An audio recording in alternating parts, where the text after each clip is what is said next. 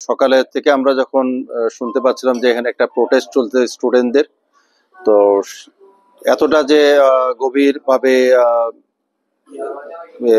প্রোটেস্টটা হচ্ছে সেটা কিন্তু আসলে আমরা কোনো আঁচই পাইনি আমাদের হোটেলে। যখন আমাদের টাইম ছিল 2টার সময়, আমরা 2:15-তে আমরা লিভ করব, ঠিক তার আগে আমরা যখন দেখলাম যে নিউজ আসলো, কিছু মিলিয়ে আমরা যখন ওয়েট করছি, আমাদেরকে আনফা থেকে বলা হলো যে আপনারা আপনাদের শিডিউলটা আরো 1 ঘন্টা পিছিয়ে দেন, আপনারা পিছিয়ে রাখেন, আমরা পিছিয়ে তারপরে আপনারা ট্রেনিং করবেন। স্টেডিয়ামে আশেপাশে এখানে কিছু ছিল না, এখানে কিন্তু রাস্তাঘাট ক্লিয়ার ছিল। ঠিক তারপরেই আমরা শুনতে পারলাম যে এই এলাকার আশেপাশে থেকে নিয়ে কিছু কিছু এলাকায় কারফিউ জারি করা হয়েছে।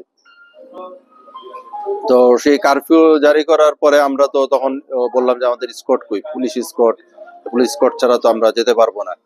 তো ওরা বারবারই আমাদেরকে বলছিল যে ঠিক আছে, তোমরা এ করো, 4টা থেকে তোমাদের ট্রেনিং, 4টায় তোমরা ট্রেনিং এ তোমরা যাবা। তো ওইভাবে তো আমরা প্রিপারেশন, তো আমি যখন আমি বলছি যে পুলিশ স্কট ছাড়া আমি যাব না।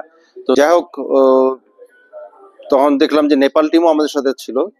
তারা যখন বের হলো, তারা বের হয়ে ট্রেনিং এ যে ওরাও ফিরে আসছে। তো যখন তারা ফিরে আসছে, তো তখন তো আর আমাদের আমরা দেখলাম যে ওই সিচুয়েশন নাই।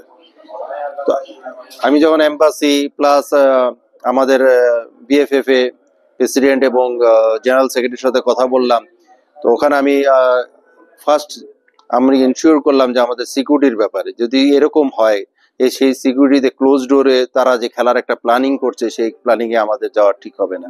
তো আমি গ্রেটফুল প্রেসিডেন্টের কাছে, যে প্রেসিডেন্ট আমাকে বলেছে যে সার্বিকভাবে যেভাবে আপনার সিকিউরিটিটা হয়, তখন সেভাবে আপনি যেন সেই সিকিউরিটিটা 100% হয়। তো আমি যখন দেখলাম যে যেখানে পার্লামেন্ট ভেঙে মানুষ স্টুডেন্টরা ঢুকছে করছে, সেখানে একটা স্টেডিয়ামে ক্লোজ ডোরে ফুটবল খেলা কখনোই সম্ভব না। তো যাই হোক, যেটা হয়েছে আমি প্রেসিডেন্টকে থ্যাঙ্কস জানিয়েছি।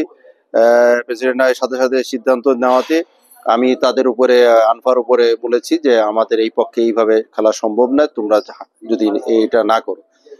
তো সেটাই হলো, সেটা লাস্ট অবধি তারা সেই সিকিউরিটি কনফার্ম করতে না পারার পরেই তারা ম্যাচ ক্যান্সেল করলো।